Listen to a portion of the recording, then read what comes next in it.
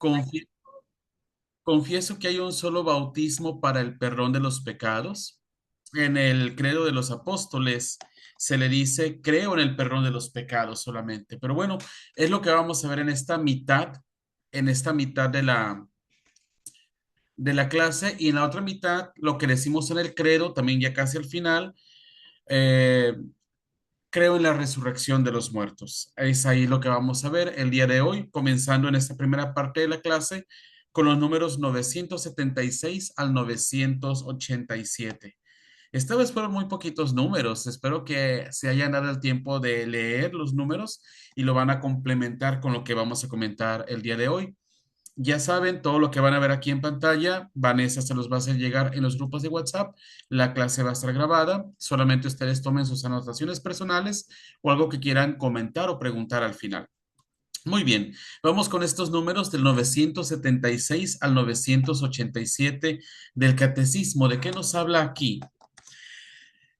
Creo en el perdón de los pecados. Así lo dice el credo de los apóstoles. Nosotros decimos en el credo largo, confieso que hay un solo bautismo para el perdón de los pecados. Muy bien. ¿Por qué decimos perdón de los pecados cuando hablamos del Espíritu Santo? Hay que recordar que en el credo decíamos, creo en Dios Padre, creo en Dios Hijo, creo en el Espíritu Santo, luego creo en la iglesia, esta iglesia que es asistida por el Espíritu Santo, creo en la comunión de los santos y ahora decimos, creo en el perdón de los pecados. Bueno, Jesús unge con el Espíritu Santo a la iglesia para perdonar los pecados. Es por el poder que Jesús le ha dado a la iglesia y aquí lo vamos a ir viendo.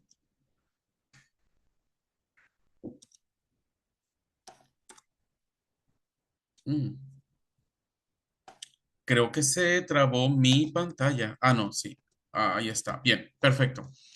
El número 984 del Catecismo dice, el credo relaciona el perdón de los pecados con la profesión de fe en el Espíritu Santo. En efecto, Cristo resucitado confió a los apóstoles el poder de perdonar los pecados cuando les dio el Espíritu Santo.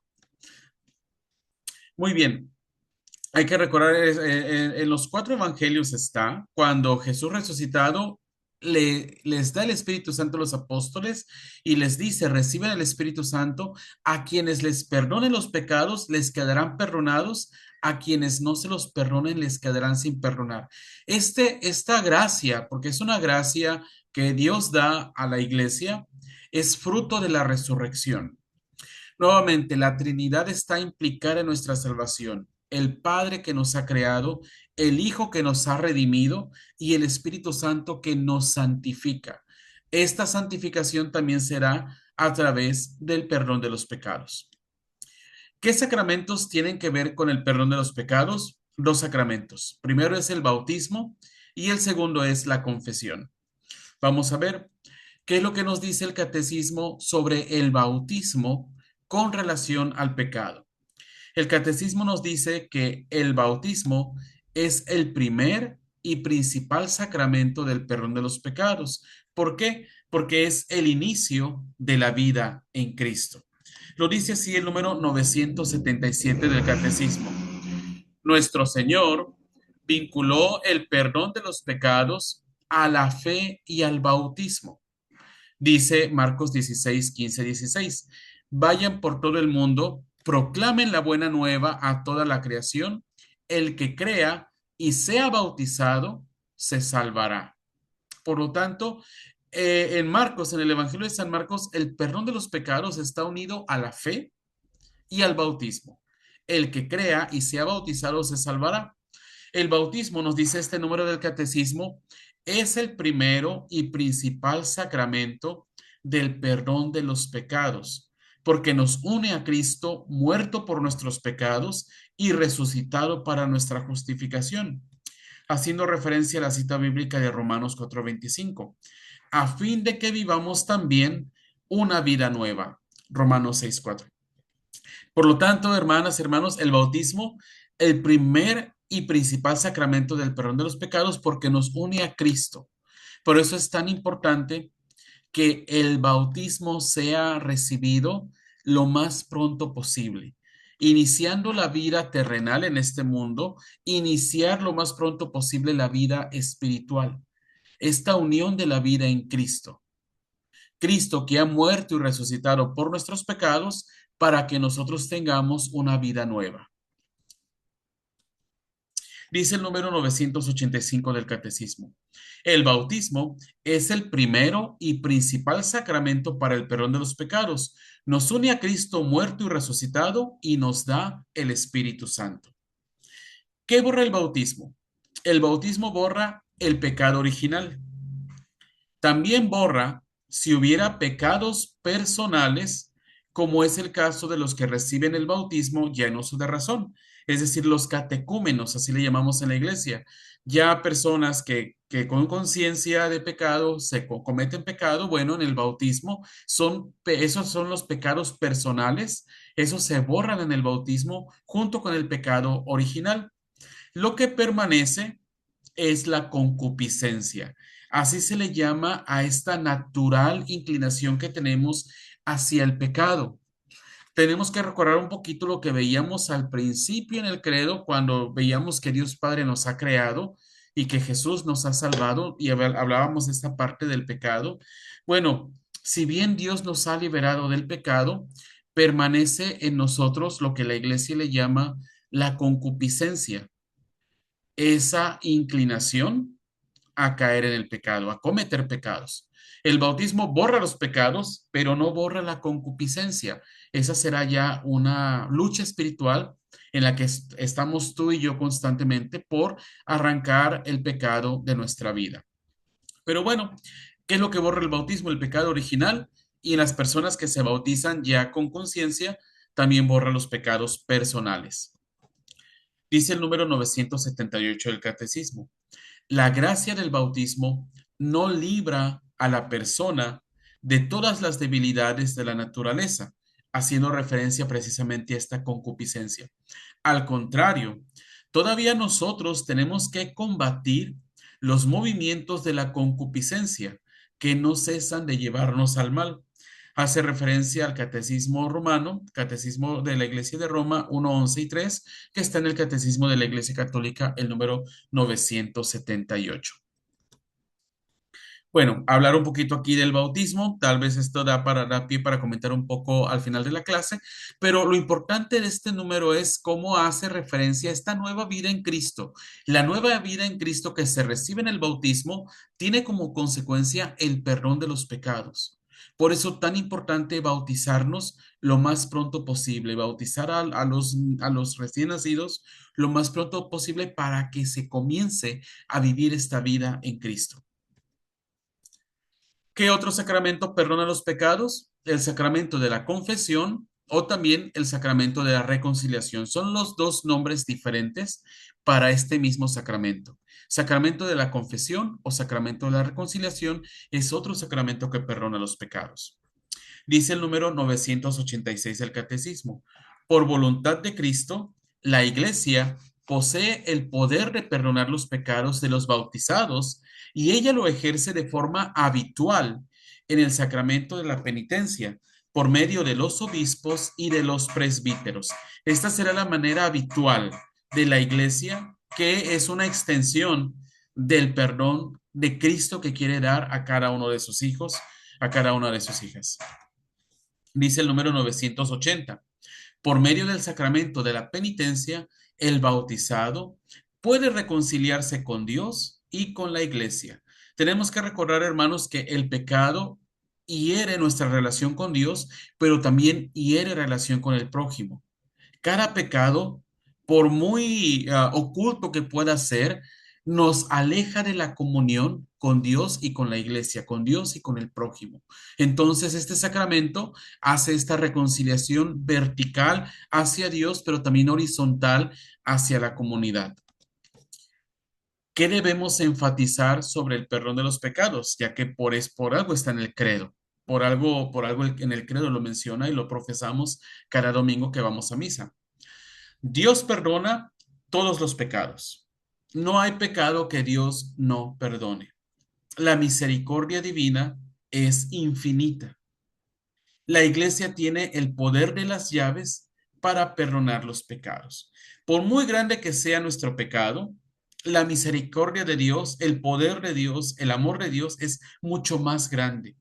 Por eso tenemos que acercarnos, sí, nos acercamos con vergüenza a confesarnos, pero la paz que se recibe en la confesión está ahí. Y por muy grande que sea nuestro pecado, Dios lo perdona cuando estamos arrepentidos. Este es el requisito, que nos arrepintamos. Sabemos que en los evangelios nos dicen que hay un pecado que no se perdona, que es el pecado contra el Espíritu Santo. Es precisamente este pecado que, sabiendo que estoy en pecado, no me arrepiento y al no arrepentirme rechazo la salvación, la gracia de Dios. Bueno, ese pecado no se puede perdonar, no porque Dios no pueda, sino porque la persona no quiere dejarse perdonar. Dice el número 981 del Catecismo, lo va a decir de una manera más completa.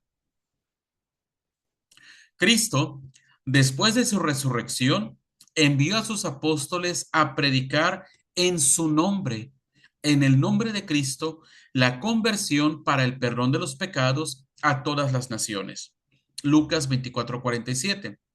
Este ministerio de reconciliación, así lo va a llamar ya San Pablo en la segunda carta a los Corintios 5:18. San Pablo le va a llamar a este ministerio, recordar que ministerio significa servicio.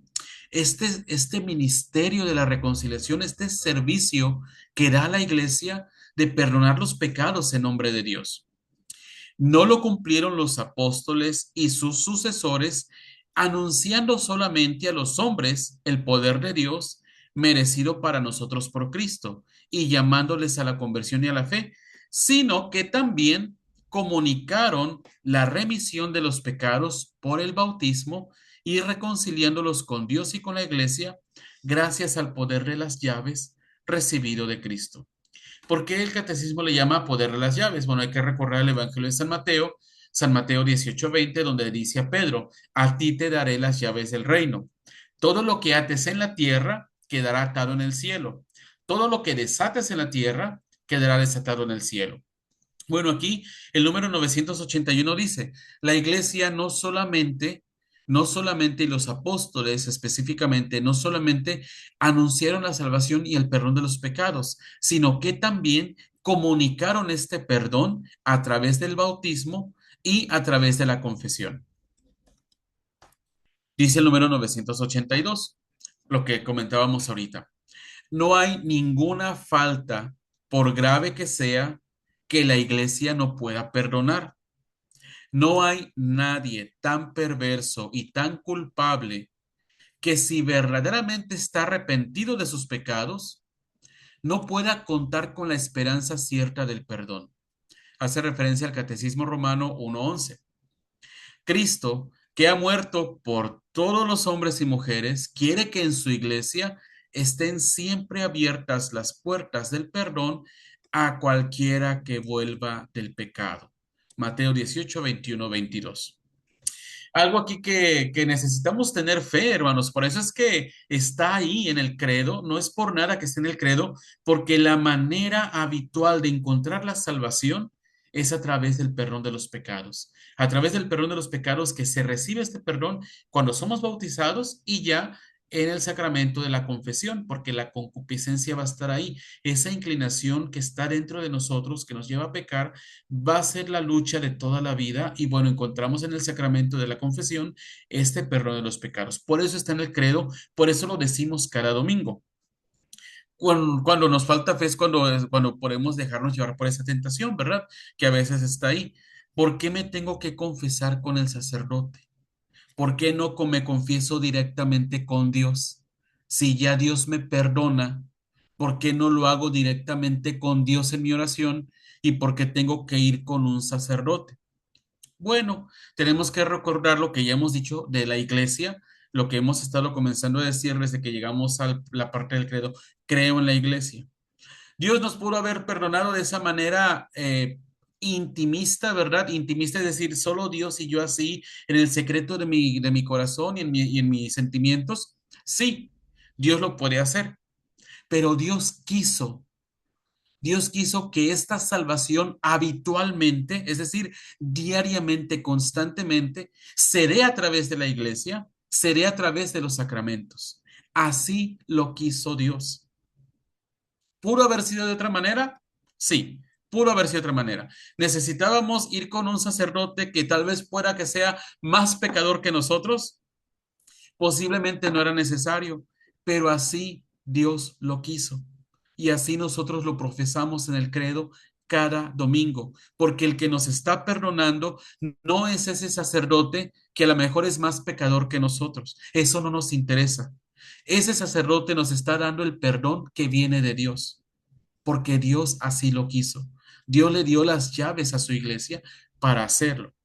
Por mucha pena que me dé confesarme, ese sacerdote con el que yo me estoy confesando es del mismo barro que yo y me va a entender mi lucha por vencer el pecado, pero bueno, una vez que caigo, tengo que buscar esta reconciliación con Dios y con la iglesia a través de ese sacerdote que es tan de barro como yo, que es tan débil como yo, pero que ese sacerdote y yo estamos tratando de luchar contra ese pecado y vencer el pecado y crecer en la gracia de Dios. Por eso el catecismo lo dice de una manera muy clara.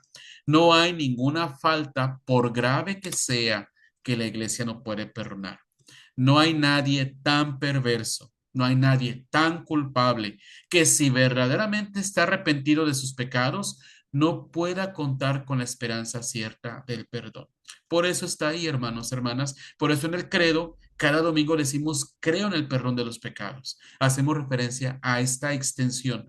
Esos milagros que Jesús hace en los evangelios, cómo perdona a la pecadora arrepentida, cómo llama a sus apóstoles, a Mateo, que era de los más pecadores, cómo Jesús perdona a Pedro, las tres negaciones de Pedro, toda esa misericordia que encontramos en los evangelios, la sigue realizando Cristo aquí y ahora cada vez que un pecador se acerca al sacramento del bautismo, al sacramento de la confesión.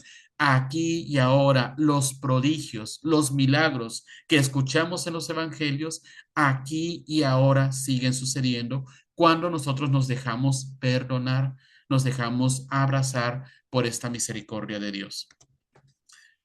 Vamos a hacer una pequeña tablita. Ya ven que me gusta compartir estas tablitas con ustedes para ir resumiendo.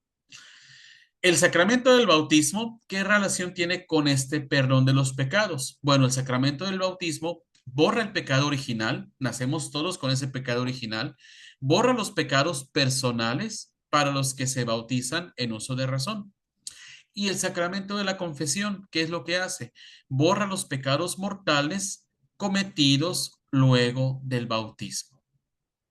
Los pecados mortales. Y los pecados veniales, ¿qué pasa con los pecados veniales? Bueno, esos pecados veniales, cuando nosotros vamos a la misa, y ya ven que lo primero, de las primeras cosas que hacemos es pedir perdón,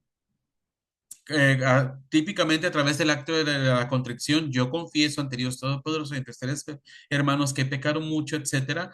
O cuando el sacerdote dice, Señor, ten piedad, y nosotros decimos, Señor, ten piedad, el sacerdote eleva sus manos, impone las manos sobre el pueblo, impone las manos sobre la comunidad y dice, ¿verdad? Dios Todopoderoso, tenga misericordia de nosotros, perdone nuestros pecados y nos lleve a la vida eterna. Ahí los pecados veniales están siendo perdonados.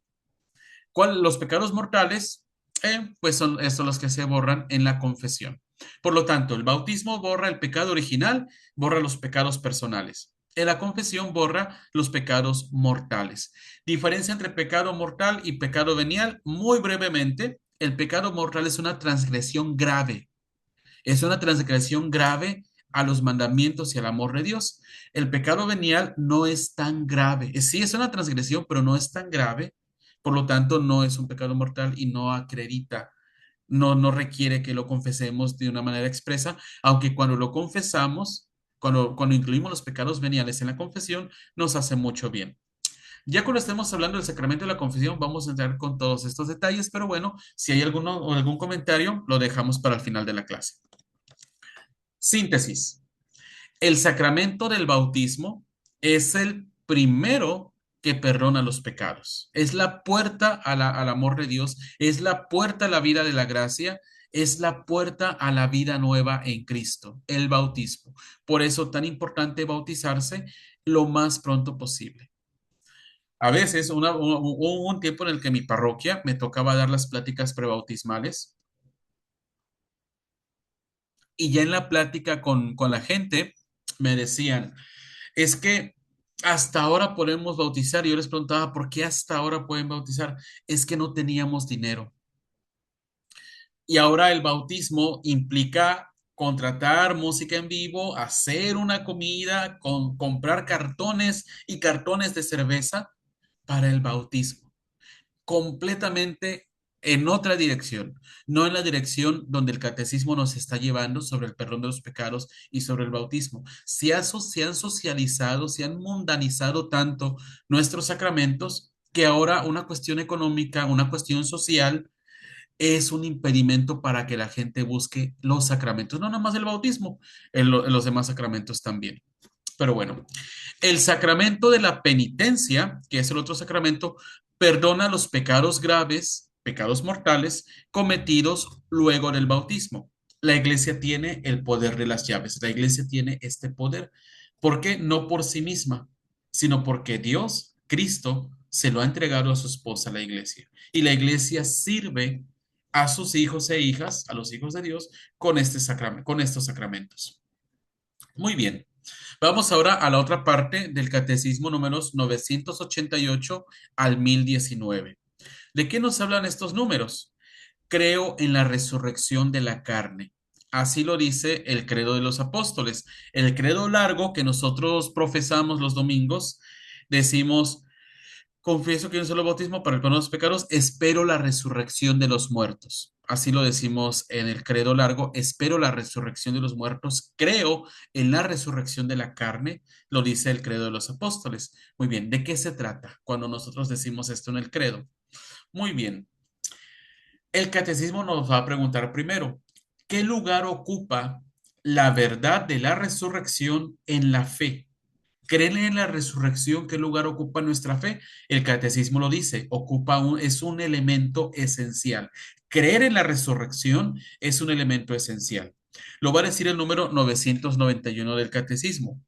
Creer en la resurrección de los muertos ha sido desde sus comienzos un elemento esencial de la fe cristiana. Lo dice así Tertuliano, uno de los primeros padres de la iglesia. La resurrección de los muertos es esperanza de los cristianos. Somos cristianos por creer en ella. ¿Por qué somos cristianos? Porque creemos en Cristo y Cristo murió y resucitó. Por lo tanto, la resurrección no es algo accesorio, es algo esencial para nosotros como cristianos. ¿Por qué creemos en la resurrección de la carne? Primero que nada, porque es una verdad revelada. ¿Qué significa eso? Que está en la palabra de Dios. Dios nos ha dado a conocer esta realidad, este misterio que es la resurrección, que nuestro cuerpo se va a descomponer, que vamos a llegar al final de esta vida terrena, pero que no se acaba ahí. Así como Cristo se levantó del sepulcro y ahora está revestido de gloria, así también nosotros. Si en el bautismo hemos sido sumergidos en la nueva vida en Cristo, eso significa que también hemos sido sumergidos, hemos sido bautizados. Eso significa la palabra bautismo, significa inmersión o sumergir. Si hemos sido sumergidos en la vida de Cristo en el bautismo, también participaremos en esta gloria de la resurrección. Si nuestra vida está unida a Cristo desde aquí y ahora. Dice el número 992 del Catecismo. La resurrección de los muertos fue revelada progresivamente por Dios a su pueblo. ¿Qué significan? Esos primeros dos renglones son importantísimos. La resurrección de los muertos fue algo revelado progresivamente por Dios a su pueblo. Se fue dando a conocer poco a poco, es lo que nos quiere decir este nuevo catecismo. Desde el Antiguo Testamento, ya esta realidad de la resurrección poco a poco se nos fue dando a conocer a través de la palabra de Dios. La esperanza en la resurrección corporal de los muertos se impuso como una consecuencia intrínseca de la fe en un Dios creador del hombre todo entero, alma y cuerpo. Ay, qué palabras tan rebuscadas, ¿verdad? No son palabras que estamos muy acostumbrados a escuchar o a decir.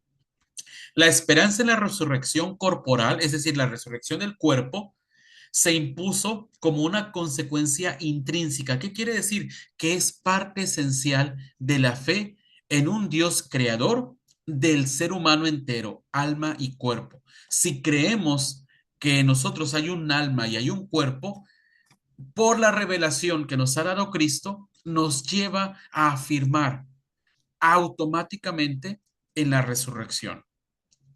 El creador del cielo y de la tierra es también aquel que mantiene fielmente su alianza con Abraham y su descendencia. En esta doble perspectiva comienza a expresarse la fe en la resurrección. ¿Por qué? Porque Dios no es un Dios de muertos, Dios es un Dios de vivos.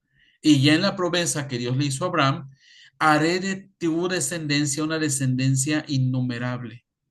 Dios es el Dios de la vida, no es el Dios de la muerte.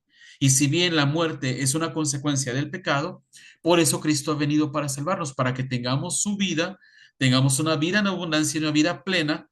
Por eso la resurrección es algo esencial al momento que creemos en Cristo. Por eso está en el credo. Dice el número 993 del Catecismo. Los fariseos, y hace referencia a Hechos 23:6, dice, los fariseos y muchos contemporáneos del Señor, lo encontramos en Juan 11:24, esperaban la resurrección. Ya ellos esperaban la resurrección. Jesús enseña firmemente esta resurrección. A los saduceos, que era un grupo religioso del tiempo de Jesús, de los judíos, era una facción, era un grupo religioso dentro de la fe judía que negaban la resurrección. Les dice Jesús a los saduceos, vosotros no conocéis ni las escrituras, ni conocéis el poder de Dios. Ustedes están en el error. Cuando los saduceos negaban la resurrección, Jesús les habló de esta manera directamente. No tuvo Jesús ningún problema en hacerles ver el error que estaban al negar ellos la resurrección. Marcos 12:24. La fe en la resurrección, dice entonces el catecismo, descansa en la fe en Dios, que no es un Dios de muertos, sino de vivos. Marcos 12:27. Dice el número 994 del catecismo. Jesús liga la fe en la resurrección a la fe en su propia persona, porque el mismo Jesús va a decir en Juan 11:25, yo soy la resurrección y la vida. El mismo Jesús se identifica con esta vida eterna al decir, yo soy la resurrección y la vida. Es el mismo Jesús el que resucitará en el último día a quienes hayan creído en él. Juan 5:24-25, Juan 6:40. Y hayan comido su cuerpo y bebido su sangre. Juan 6:54. Por eso se fijan, hermanos, tiene sentido que en el credo profesemos nuestra fe en Dios Padre, Dios Hijo, Dios Espíritu Santo, profesemos nuestra fe en la iglesia, que es donde Dios, este Dios trinitario, continúa extendiendo su salvación. ¿Y cómo se extiende esta salvación en la iglesia? A través de estas realidades, a través del perdón de los pecados y a través de la vida eterna que se manifiesta en la resurrección para los que están unidos a Cristo. Unidos a Cristo por la fe y también unidos a Cristo por su mismo cuerpo y su sangre. Quien come su cuerpo y bebe su sangre tiene vida eterna. Juan 6:54. Claro, aquí tendremos que precisar, quien come su cuerpo y bebe su sangre con la debida disposición. Necesitamos estar en gracia de Dios para podernos acercarnos a comulgar. Si no, no va a servir en nosotros. Al contrario, acercarnos a comulgar cuando no estamos en la disposición, pues nos hace daño, nos hace mal, no nos comunica vida porque no estamos preparados para recibir esa vida. Pero está ahí. El mismo Jesús lo dice, yo soy la resurrección y la vida. El que come mi cuerpo y bebe mi sangre tiene vida eterna. Y están ahí las citas bíblicas, Juan 11:25, Juan 5:24-26, Juan 6:40, Juan 6:54. Ustedes ya más adelante, con calma y sin prisa, pueden volver a leer estos números y pueden leer las citas bíblicas, pero está ahí nuevamente, no por nada. Cada domingo nosotros decimos que creemos en esto. Entonces, viendo este tema de la resurrección, ¿qué preguntas plantea el catecismo de la Iglesia Católica sobre la resurrección? Primero, ¿qué es resucitar? ¿De qué se trata eso? ¿Quién va a resucitar? ¿Cómo vamos a resucitar? ¿Y cuándo vamos a resucitar? Son las cuatro preguntas que responde el catecismo. Vamos con la primera. ¿Qué es resucitar? Con la muerte hay una separación entre el cuerpo y el alma. El cuerpo se pudre, el cuerpo se descompone, pero el alma va al cielo.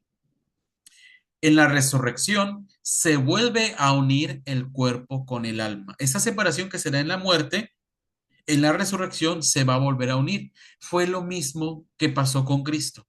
El cuerpo que estuvo en el sepulcro por 3 días, el alma de Cristo, el alma humano divina, porque ya cuando Cristo, cuando el Hijo se encarna, ya es un alma humano divina, vuelve y se une al cuerpo. Es lo mismo que nosotros vamos a experimentar. Y alguien va a decir aquí, pero y los que han vivido, que vivieron hace más de 2000 años, que ya son cenizas, que ya está todo descompuesto, ¿cómo va a ser? Es un misterio, pero va a suceder. Esta es nuestra fe. Esta es la fe en Cristo y esta es la fe en su palabra. Este cuerpo y esta alma que se separan en la muerte, en la resurrección se van a juntar. Dice el número 997, si no me quieren creer. Dice el número 997. En la muerte, separación del alma y el cuerpo del hombre cae en la corrupción, es decir, se va corrompiendo, se va descomponiendo, mientras que su alma va al encuentro con Dios. Su alma va al cielo, en espera de reunirse con su cuerpo, que ahora va a ser un cuerpo glorificado en la resurrección. Dios en su omnipotencia, es decir, en su poder infinito, dará definitivamente a nosotros la vida incorruptible, uniéndonos a nuestras almas por la virtud de la resurrección de Jesús. Qué maravilloso esta manera Dios de salvarnos. Por eso Cristo se encarnó, por eso el Hijo de Dios se encarnó y nos mostró el camino que nos lleva a la vida. En la medida en la que nosotros estemos unidos a Él, seguiremos estos pasos. Si seguimos los pasos en la cruz con Jesús, también vamos a seguir los pasos en la resurrección. De eso se va a tratar. Dice el número 1016 del Catecismo. Por la muerte, el alma se separa del cuerpo, pero en la resurrección, Dios devolverá la vida incorruptible a nuestro cuerpo transformado, reuniéndolo con nuestra alma. Así como Cristo ha resucitado y vive para siempre, todos nosotros resucitaremos en el último día. Unidos a Cristo desde ahora, aquí y ahora, unidos a Cristo también mañana, después de la muerte. ¿Quién va a resucitar? Es la segunda pregunta que hace el catecismo. Aquí nos dice el catecismo muy claro. Todos los muertos van a resucitar, todos. Habrá resurrección de gloria y habrá resurrección de condenación. ¿De qué se trata esto? Bueno, el número 998 lo dice. Todos los hombres y mujeres que han muerto, todos los que han hecho el bien, van a resucitar para la vida. Los que hayan hecho el mal para la condenación. Hace referencia a Juan 5:29 y al profeta Daniel 12:2. Es decir, el alma va al cielo, va a la presencia de Dios y va a estar esperando esa alma, todas las almas de los difuntos, y por eso es que pedimos por los difuntos, ya lo veíamos el lunes pasado, esas almas que ahora están en el cielo están esperando el último día de la resurrección, la segunda venida de Cristo, para que cuando el cuerpo se una nuevamente, ahora ya este cuerpo resucitado, ahora sí participe con plenitud de la gloria de Dios. Pero también va a haber una resurrección para la condenación. Aquellos que han muerto precisamente, que vivieron alejados de Dios en este mundo, también van a resucitar, pero para una vida eterna de condenación, lo que nosotros llamamos el infierno. Pero todos vamos a resucitar. Unos resucitarán para la vida, otros resucitarán para la condenación. El catecismo lo sigue explicando. ¿Cómo vamos a resucitar? Bueno, pues es un misterio, es lo primero que dice el catecismo, pero podemos señalar que resucitaremos con el mismo cuerpo, va a ser este mismo cuerpo, pero transformado. Habrá una continuidad porque es con nuestro cuerpo, con el mismo cuerpo, pero habrá una transformación. Y esto da pie para hacernos muchas preguntas y bueno, vamos a responder que es un misterio. Por ejemplo, alguien va a decir, profesor Leiva, o si le preguntan al padrecito, al padre que está ahí en la parroquia de ustedes, oye, yo tengo una peca en el cachete derecho. ¿Voy a resucitar con esa peca, con ese lunar? No lo sabemos, es un misterio. Que, oye, pues yo tenía obesidad, estaba gordito, estaba gordita. Estoy gordito todavía. Tengo unos kilitos de más. Cuando vaya a resucitar, ¿voy a resucitar con estos kilitos de más? ¿O la resurrección me va a hacer una liposucción? No lo sabemos. Es un misterio. Es un misterio. Habrá continuidad porque es con nuestro mismo cuerpo, pero este cuerpo va a ser transformado. Lo dice el número 999 del catecismo. ¿Cómo va a ser esto? El catecismo lo dice. Cristo resucitó con su propio cuerpo. Por eso los apóstoles lo reconocen, porque era el mismo cuerpo que murió en la cruz, pero ahora resucitado, ahora transformado, ahora glorificado. Los dice el mismo Jesús en Marcos 24:39. Miren mis manos y mis pies, soy yo mismo. Es el mismo cuerpo, pero ahora resucitado. Por eso, en el pasaje de Santo Tomás, muy conocido, ¿verdad? Hasta que no meta mi mano en las llagas de los clavos y no meta mi mano en su costado, no voy a creer. Le dice Jesús, trae acá tu mano, métela en las llagas, métela en mi costado y no seas incrédulo si no cree. Así como Cristo resucitó con su cuerpo, así también nosotros vamos a resucitar con nuestro cuerpo. Del mismo modo, dice, pero él, Cristo, no volvió a una vida terrenal. Del mismo modo, en Cristo, todos resucitarán con su propio cuerpo, del que ahora están revestidos. Yo lo decía el Concilio de Letrán número 4. Pero este cuerpo será transfigurado en un cuerpo de gloria.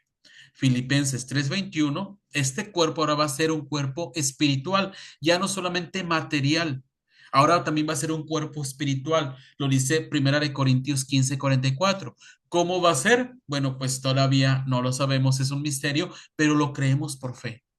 Lo creemos por fe y aquí están las citas bíblicas y aquí el catecismo nos lo va enseñando y es lo que tú y yo profesamos cada domingo. Espero la resurrección de los muertos, espero en esa resurrección. Creo en la resurrección de la carne, dice el credo de los apóstoles. El número 1000 del catecismo, y mira nada más que ya llegamos al número 1000 en el catecismo de la Iglesia Católica. El número 1000 dice, ¿cómo ocurrirá? Esto de que cómo va a ocurrir la resurrección sobrepasa nuestra imaginación, sobrepasa nuestro entendimiento. No lo sabemos, pero sabemos que va a suceder porque ya Cristo es la realidad de Cristo y Cristo nos lo ha dicho. Yo soy la resurrección y la vida. El que crea en mí, el que coma de mi carne, el que beba de mi sangre, tendrá vida eterna. Está ahí. Lo creemos por fe. No es accesible más que en la fe.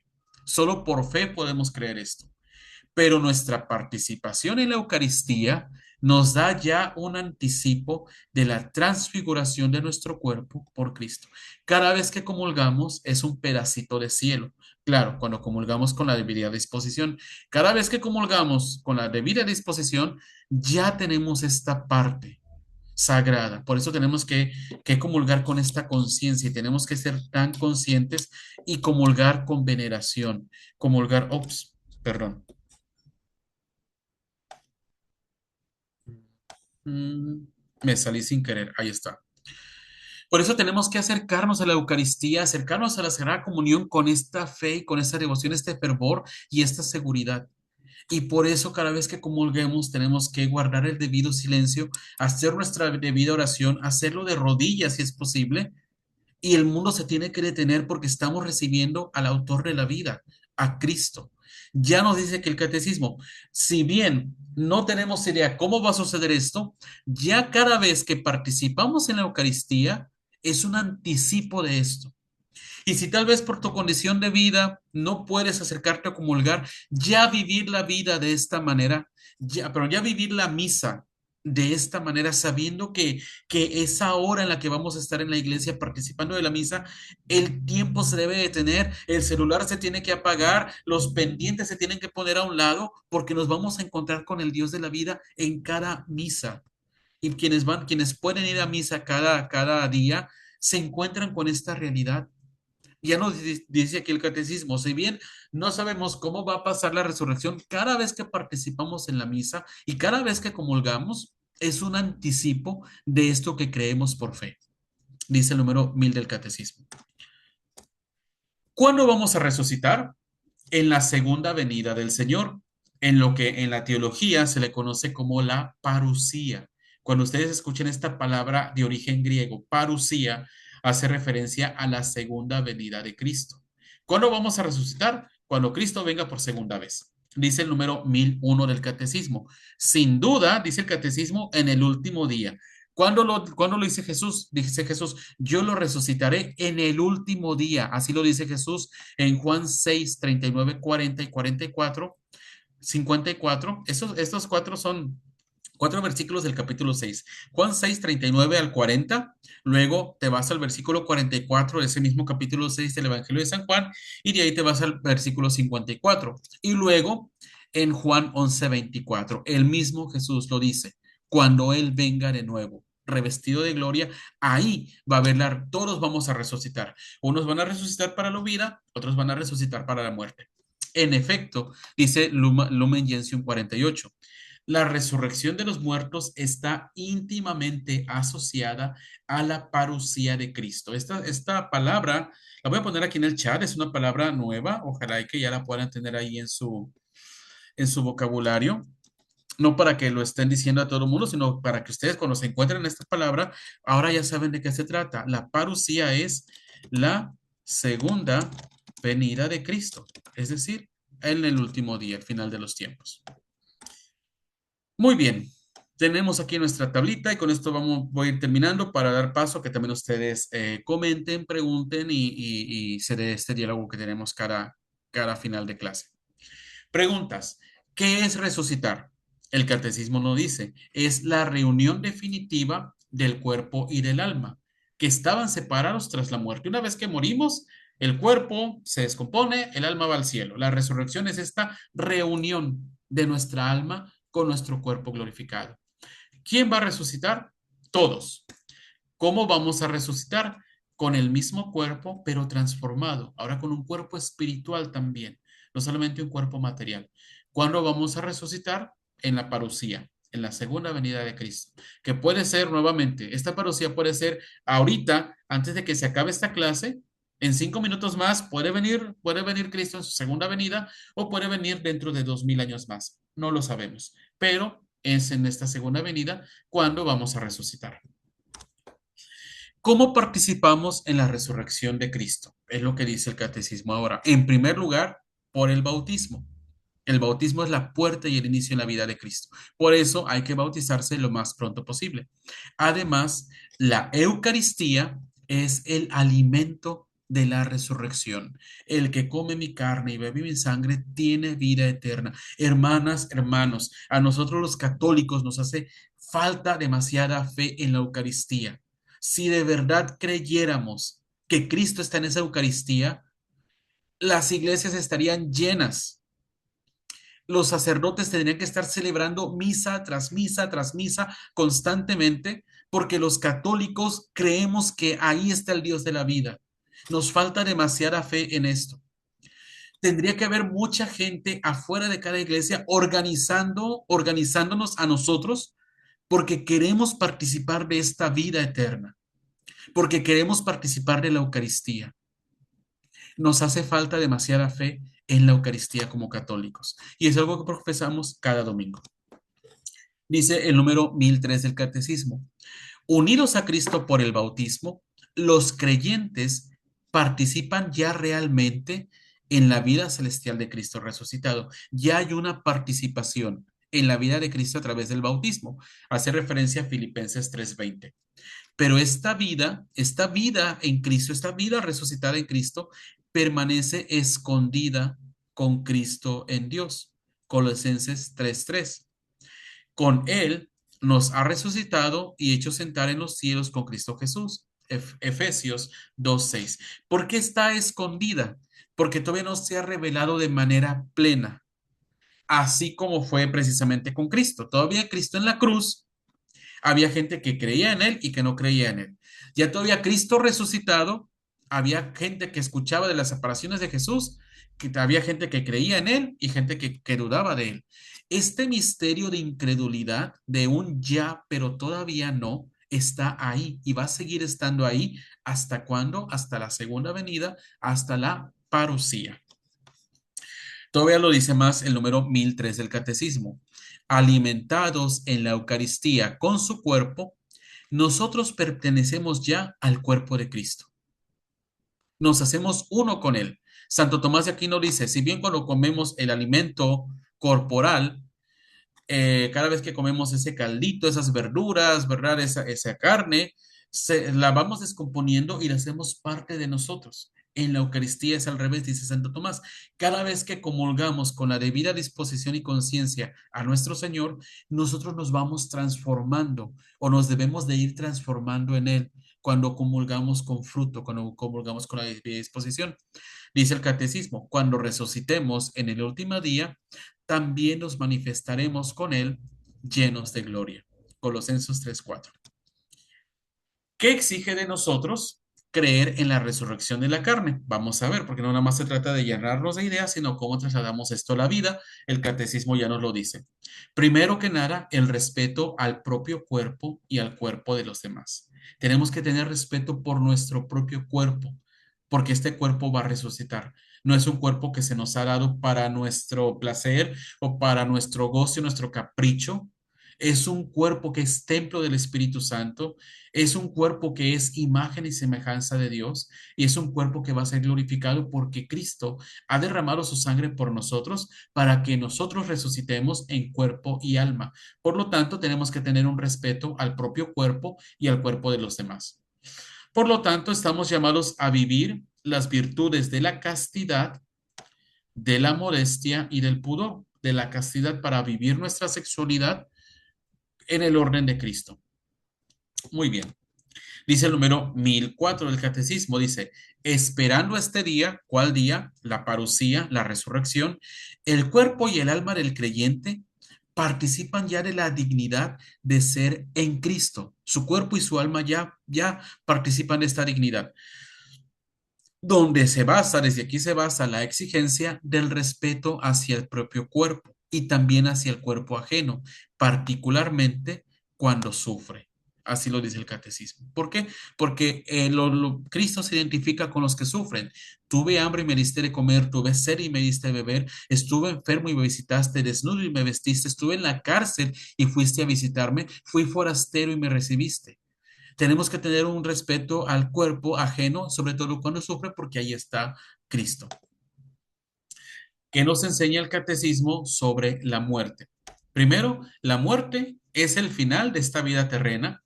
La muerte es una consecuencia del pecado, pero la muerte también fue transformada por Cristo. Dice el número 1007 del catecismo. La muerte es el final de la vida terrena. Nuestras vidas están medidas por el tiempo en el curso del cual cambiamos, envejecemos y como en todos los seres vivos de la tierra, al final aparece la muerte como una terminación normal de la vida. Este aspecto de la muerte da urgencia a nuestras vidas. ¿Por qué tenemos que tener urgencia? Porque al saber que vamos a morir, este recuerdo de nuestra mortalidad, dice el catecismo, sirve también para hacernos pensar que no contamos más que con un tiempo limitado para llevar a término nuestra vida. Si no tuviéramos esta conciencia, de nada tendría sentido amar y perdonar, de nada tendría sentido ponernos metas. La muerte, más que quitarle un sentido a la vida, la muerte vista con fe le da un sentido a esta vida, no la limita, sino que hace que cada día sea tan valioso porque no sabemos que el día de mañana qué va a suceder. Por eso tenemos que amar ahora, tenemos que perdonar ahora, tenemos que sacudirnos el vivir, ¿cómo se llama? Apáticos, refunfuñando, quejándonos de todo, con remordimientos, con rencores. No vivimos nuestra vida con calidad. Y tener esta conciencia de que nuestra vida es limitada, que nuestro tiempo es limitado, al contrario, en lugar de quitarle sentido a la vida, le tiene que dar más sentido, porque cada día es valioso y no lo puedo desperdiciar. Cada día es una oportunidad vital para poder vivir esta vida en Cristo. La muerte como consecuencia del pecado. Alguien que es intérprete auténtico de las afirmaciones de la Sagrada Escritura y de la tradición, el magisterio enseña, dice el número 1008 del Catecismo, que la muerte entró en el mundo a causa del pecado del hombre. Ahí están las citas bíblicas. Aunque el hombre poseyera una naturaleza mortal, Dios lo destinaba a no morir. Esta era la voluntad de Dios, no morir. Por lo tanto, la muerte fue contraria a los designios del Creador y entró en el mundo como consecuencia del pecado. Sabiduría 23 y siguientes hasta el capítulo 2. Como consecuencia del pecado original, el hombre debe sufrir la muerte corporal, de la que el hombre se habría liberado si no hubiera pecado. Lo dice la Gaudium et Spes. Ese número yo se lo recomiendo que lo lean, está en el Concilio Vaticano II, lo pueden buscar en internet también. GS es Gaudium et Spes, se lo estoy poniendo aquí en en el chat. Gabriel Espés número 18 habla precisamente de eso. Es un documento del Concilio Vaticano II que está ahí en el número 1018 del Catecismo. Es decir, no era la voluntad de Dios que la muerte corporal existiera, pero es una consecuencia del pecado. Está ahí. Las citas bíblicas están en el 1017. La muerte fue transformada por Cristo.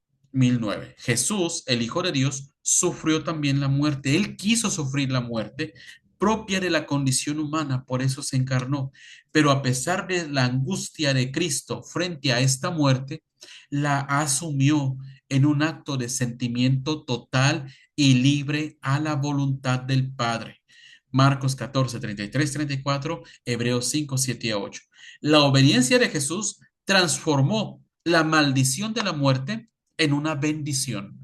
Por eso la muerte ya no le tiene que quitar sentido a nuestra vida, la muerte le tiene que dar un sentido. Unidos a Cristo, esta muerte le da sentido, esta vida le da sentido a Cristo y nuestra muerte, esta realidad que tú y yo vamos a tener, le da también un sentido cuando la vemos de esta manera. La muerte de Cristo, que era una maldición, se transformó en bendición para nosotros. ¿Qué nos pide la iglesia con relación a la muerte? Ya con eso voy a terminar. Ahora sí, ya voy a terminar para que también ustedes puedan hablar, aportar algo. Debemos prepararnos para ese momento. Es lo que nos pide la iglesia. La iglesia nos anima a prepararnos para la hora de nuestra muerte. De la muerte repentina e imprevista, líbranos, Señor, lo dicen las letanías. A pedir a la Madre de Dios que interceda por nosotros en la hora de nuestra muerte. Lo que decimos en el Ave María. Ruega por nosotros pecadores, ahora y en la hora de nuestra muerte. Amén. Decir esto en el Ave María tiene que hacernos caer en conciencia que tenemos que prepararnos para el momento de nuestra muerte y también confiarnos a San José, el patrono de la buena muerte. San José es el patrono de la buena muerte, del buen morir, porque cuando San José llegó al final de su vida mortal, tenía a María a un lado y tenía a Jesús, porque él murió en esta seno familiar. San José murió de la mano de Jesús, el Hijo de Dios, y su Hijo en esta tierra, su Hijo adoptivo, y de la mano de María. Qué intercesión tan grande. Por eso Jesús, San José es el patrono de la buena muerte. Bueno, pues el catecismo nos dice que tenemos que prepararnos para la hora de nuestra buena muerte y pidiendo la intercesión de María y de San José. Síntesis. La resurrección es una verdad central de nuestra fe. No es algo accesorio, es una realidad central. Por eso cada domingo lo decimos en el credo. Todos vamos a resucitar. Va a ser en la parucía. ¿Qué es esta parucía? La segunda venida de Cristo. Habrá resurrección de gloria o de condenación. Si vivimos con Cristo, moriremos con Cristo y tendremos vida eterna. Muy bien, pues estos son los números de esta parte del catecismo. Vamos a dejar ahora un momento para preguntas, comentarios y desde ahorita, antes de dar el micrófono para ustedes, vamos a ver, ya es la otra semana, el otro lunes terminamos el credo y hablaremos ahorita también un poquito del examen. Para el próximo lunes, por favor, Vanessa, ¿me ayudas? Del número 20 al número 1065 del catecismo. 45 numeritos porque decimos, creo en la vida eterna. Ya desde ahorita hablamos un poco de eso, pero vamos a hablar y con eso vamos a cerrar la parte del credo. Creo en la vida eterna, números 1020 al 1065. Muy bien, adelante. Ahora el micrófono es para ustedes.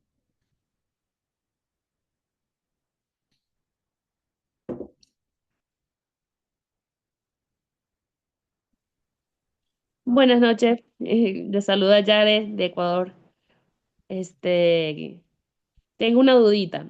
En la iglesia donde asisto, cambiaron de párroco, entonces el párroco que ha llegado dice que le digamos a los niños, por lo menos en la catequesis, yo que soy catequista, que lleven sus pecados anotados en una hojita para la confesión. Igualmente le ha pedido a las personas, por ejemplo, a los adultos mayores y todo eso, porque él dice que eso le quita mucho tiempo. Entonces, para mí, iríamos como en contra de la enseñanza que está realmente ya establecida. No podemos como decirle a los niños que ya de alguna manera conocen y, por ejemplo, los hermanitos que ya han hecho la primera comunión, que ya saben cómo se realiza, digamos, una confesión, que ahora noten. Entonces yo quería saber si eso es válido o no es válido, que lo lleven, como decir, anotados. Ya, muy bien. Yo nada más aquí tal vez quería preguntarte, quisiera preguntarte, Yaredi, si nos los puedes decir, si no, no pasa nada. Ya. ¿En qué sentido, por qué crees que esto va como en contra de la enseñanza, si entiendo bien, que las personas, en este caso los niños, lleven los pecados apuntados? ¿En qué sentido podría ir en contra de la enseñanza? Bueno, porque eso es algo íntimo que uno va a hacer, ¿no? Oh, ya entiendo, ok. En ese momento, ¿no? Y Ujú, obviamente nosotros no vemos al sacerdote, sino que vemos a Jesús allí, ¿no? correcto. Que está allí. Entonces, si yo lo llevo, voy a hacer como una lectura. Y por ejemplo, si un niño lo hace un día lunes y se va a confesar el día viernes, ¿qué ha pasado en esos días? Es mi pregunta, ¿no? También ha podido cometer otro tipo de pecado. Entonces yo digo que la confesión no debería ser de esa manera llevar, digamos así, a menos que sea un caso extremo, ¿no? Pero es algo libre que se debe dar el momento, ¿no? Muy bien, muchas gracias. Yo creo que esta pregunta es muy buena, Yaredi, y te agradezco mucho que lo hayas compartido. Bueno, primero, el contexto general. Tenemos que ver el sacramento de la confesión y el sacramento de la reconciliación, en el contexto de la misericordia de Dios. Así es. Es en el contexto de la misericordia. El llevar los pecados anotados, yo he escuchado que varios sacerdotes lo aconsejan. ¿Por qué?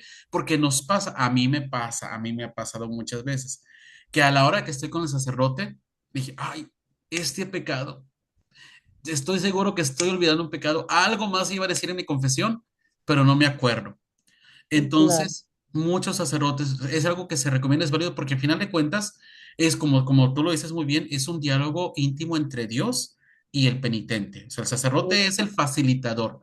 Pero entonces, ¿qué es lo que hay que hacer con esa hojita? Bueno, pues borrar, destruirla, asegurarte de que no se la vas a dar al sacerdote, sino que tú la vas a destruir. Pero ¿para qué? claro, Para que el llevarlos anotados debe de facilitar el diálogo. Si a ti en lo particular, ¿verdad? A ti puede ser cualquiera de ustedes, si a ti en lo particular te incomoda, no funciona para ti llevar los pecados anotados, no los lleves. Lo que es un instrumento, es una herramienta para personas que tal vez se les dificulta y ya al tenerlo ahí, pues ya pueden hacer una confesión un poco más, más fluida, un poco más ya, natural, ¿verdad? Yo he tenido la bendición y gracias a Dios cuento con algunos amigos sacerdotes de aquí en mi diócesis de Monterrey, donde, bueno, algunos de ellos han comentado ya cuando tenemos algunas pláticas de formaciones, me dicen, a veces la persona divaga tanto en la confesión, es decir, sí, lo rebuscan y le dan vueltas, le dan vueltas, le dan vueltas, y a veces ayuda el llevar los pecados escritos porque ya vas al grano, ¿verdad? Ya vas al grano. Si claro, te ayuda, es para que tu confesión sea con más conciencia y para que no olvides ningún pecado. Si no te ayuda, porque entonces sientes que no es un diálogo espontáneo y natural con Dios, porque al final de cuentas es un diálogo con Dios, las palabras que te diga el sacerdote te deben de ayudar en tu conversión. A vencer ese claro, pecado. Pero si el llevar los pecados anotados no te facilita a ti, no es un requisito, no es un mandato, no es un requisito, es algo que puede ayudar y que puede servir. Ahora, lo que tú decías, y es muy cierto, porque también tenemos que tener esta parte. Bueno, yo hice mi examen de conciencia el miércoles y hasta el domingo voy a ir a la confesión. Y si se me sí, olvidan, bueno, exacto, apuntarlos puede ser ¿cómo se llama? Puede ser una herramienta, pero al final también, de cuentas, cuando voy a la confesión es porque sé porque busco precisamente reconciliarme con Dios y con la iglesia. Entonces sí debo de irme preparado. Por eso, en los 5 pasos para la confesión, primero es examen de conciencia y un dolor de los pecados. Estos dos primeros partes a veces no los profundizamos. Cuando lleguemos al sacramento de la reconciliación, sé que esto va a profundizarse más, pero bueno, a final de cuentas es yo que estoy buscando ir, no con una conciencia escrupulosa de tener que decir milimétricamente todo lo que hice, cómo lo hice, cuándo lo hice, dónde lo hice, sino al final cómo estoy yendo en contra del amor de Dios y cómo estoy yendo en contra del amor al prójimo. Es en Claro. ese contexto en el que se debe de vivir el sacramento. Si te ayuda a llevar los pecados escritos, adelante. Si no te ayuda, no lo lleves. Sí, más que todo era para quería como otra opinión para poderle explicar y aclarar también a mis chicos, porque ellos van a hacer la primera comunión este año y tengo un grupo de año bíblico que ya ellos hicieron la comunión. Entonces tiene, por ejemplo, los hermanitos y dicen, pero ¿por qué mi hermano va a hacer los pecados anotados si cuando yo lo hice a mí no me tocó o yo no lo hago? Entonces hay un poquito de controversia con eso, pero ya con esta información y esta aclaratoria, pues ya yo creo que tengo la herramienta para explicarles a mis chicos. Y te agradezco mucho, un abrazo. Gracias, muchas gracias. Alguien por aquí en el chat también puso como esa sugerencia, ¿verdad? Si uno como adulto puede anotar y luego quemar el papelito, muy bien, sí, destruirlo, ¿verdad? Destruirlo porque eso fue un diálogo entre Dios y tú. Muy bien, adelante. ¿Alguien más? Muy Buenas buenas. noches. Ah, yo tenía una duda que me quedó. Usted dice que los que mueren eh, esperan en el cielo, así entendí yo, y luego hasta que sea la segunda venida, Dios, el mismo cuerpo con el alma van unos para la vida eterna y otros a la condenación. Entonces los que mueren malos ahorita, digamos, ¿a dónde van? Bien, sí, muy bien, muchas gracias, Sandra. Sí, está en el número 997 del catecismo. Ahí lo dice el número 997, voy a volver a leer. Dice el número Sí, es 997. que yo estoy trabajando, no lo tengo aquí conmigo, por eso. Sí, no te preocupes, no te Ujú. preocupes, solamente lo digo para que ustedes puedan ir también al número, ¿verdad? Dice, en la muerte, separación del alma y el cuerpo del hombre cae en la corrupción, es decir, se descompone, mientras que su alma va al encuentro con Dios. Entonces, todos vamos al encuentro con Dios. Buenos, más malos, perversos, corruptos, todos vamos al encuentro con Dios. Y vamos a estar ahí hasta el momento de la resurrección. Cuando Cristo venga a este mundo con su gloria, ahora va a haber esta resurrección y unos van a resucitar para la vida eterna, y otros van a resucitar para la condenación, para la lejanía eterna, pero todos vamos allá. Nosotros le llamamos cielo, porque bueno, así está revelado en la Biblia, ese estado del alma que está contemplando a Dios, que está en la presencia de Dios. Todavía no ha venido el juicio definitivo. De eso vamos a hablar el otro lunes. Se va a complementar con esto, porque el credo, así al final decimos en el credo, creo en la resurrección de los muertos y espero la vida del mundo futuro. Amén. El credo de los apóstoles dice, creo en la vida eterna. Pero bueno, para responder a tu pregunta, número 997 del catecismo, todos vamos a ese encuentro con Dios, pero no es un encuentro ya definitivo. Es un encuentro que aguarda precisamente nuestra resurrección. Y ya una vez que estemos resucitados, ahora sí, vendrá el encuentro definitivo o la lejanía definitiva. Pero todos vamos a este encuentro con Dios. No sé si me puede dar a entender, Sandra. Sí, sí, muchísimas gracias. Yo como quiera al llegar a la casa yo lo leo. Perfecto. Muy bien. Número 997. Ujú, gracias, muy amable. Con mucho gusto. Sí, muy buenas noches. Primeramente, muchísimas gracias por la clase. Yo, verdad que estoy aprendiendo muchísimo. Bueno, a veces uno no entiende, pero esto me está ayudando a entender mucho más. Mi pregunta es la siguiente. En cuestión de dice Dios que no perdonaría un pecado al Espíritu Santo. Entonces, ¿qué es considerado un pecado hacia el Espíritu Santo? Sí, en pocas palabras, el pecado contra el Espíritu Santo es no creer en esta misericordia de Dios, cerrarme a la acción de Dios, darle completamente la espalda a Dios. ¿Sabes qué? no te necesito, no te quiero en mi vida, no me haces falta, yo mismo soy el que dicta cómo va a ser mi vida y no te necesito Dios. Ese es el pecado contra el Espíritu Santo. No creer que Dios nos puede transformar. No creer que el Espíritu Santo habita en nosotros. Es el rechazo consciente y pleno a la presencia de Dios en nosotros. Dios, que es este Dios, Padre, Hijo y Espíritu Santo. Por eso el catecismo decía, no hay pecado tan grande que Dios no pueda perdonar. Este pecado contra el Espíritu Santo no es porque sea más grande que Dios, sino porque cerrarnos completamente a la acción de Dios es hacer uso de esta libertad que Dios nos dio para no estar con Él. Y Dios va a respetar esa libertad. Por respeto a la libertad que Él mismo nos ha dado, Él no va a poder ejercer su misericordia en alguien que no la quiere recibir.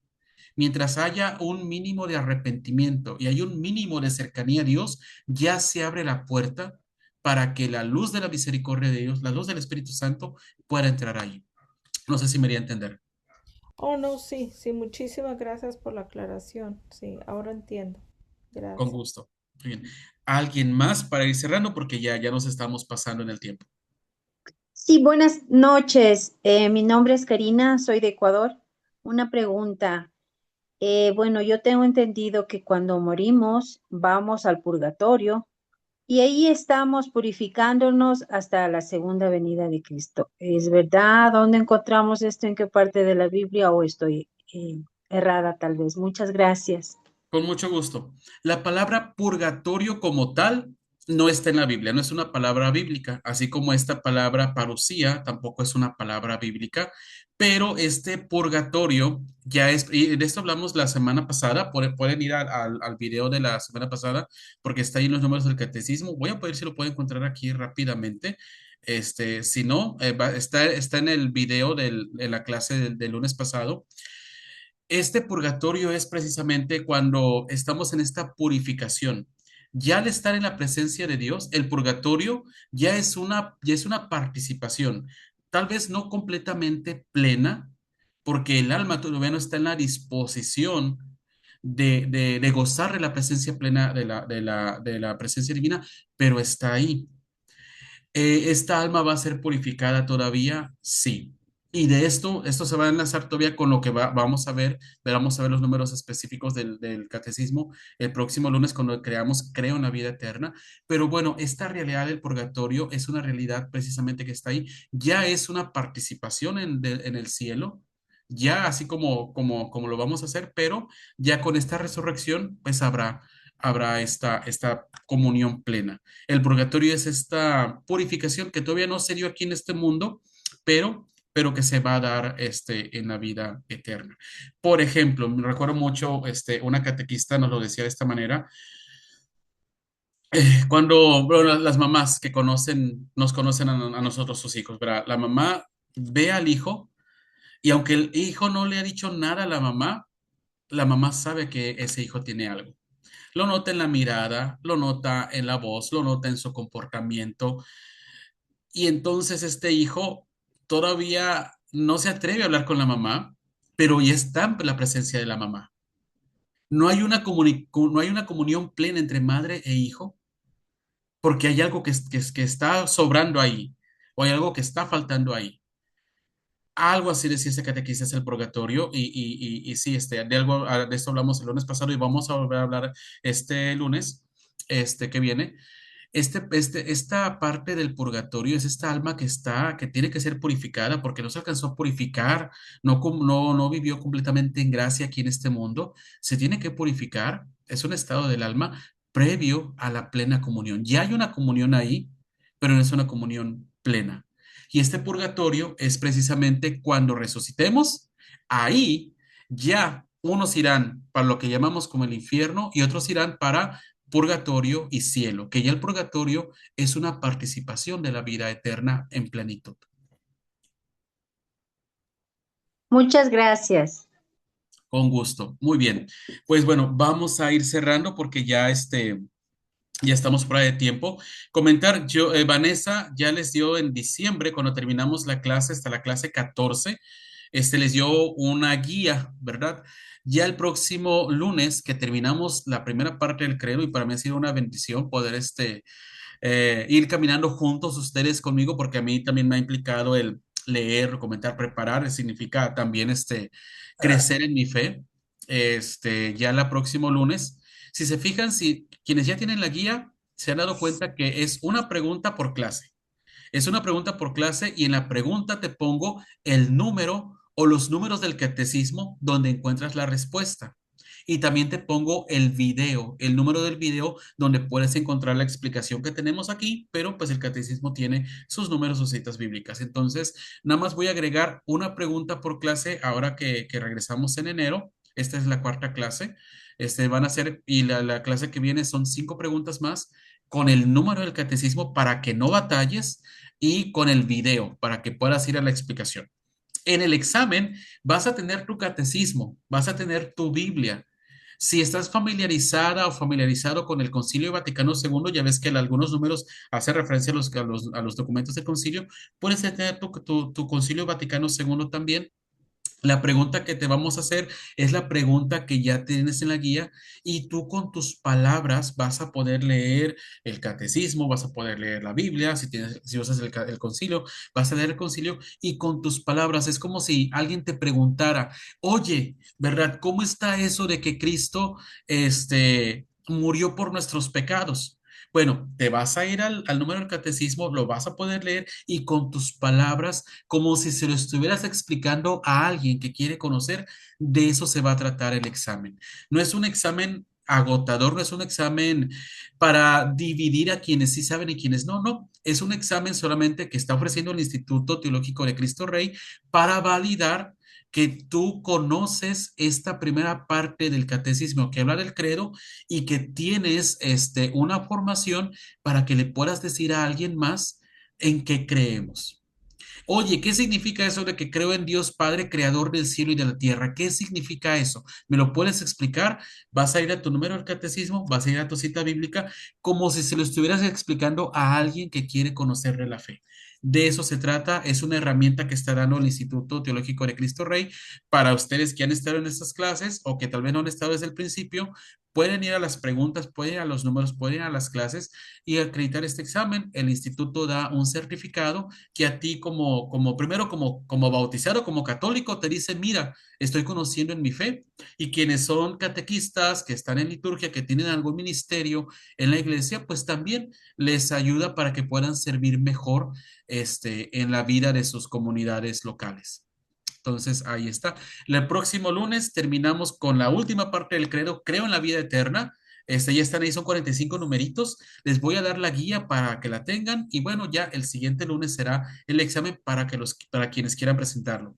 No es un requisito para continuar en el instituto, ¿eh? No, que no se entienda que, es que si no presento el examen me van a sacar, me van a correr, me van a eliminar. No, no, no, nada de eso.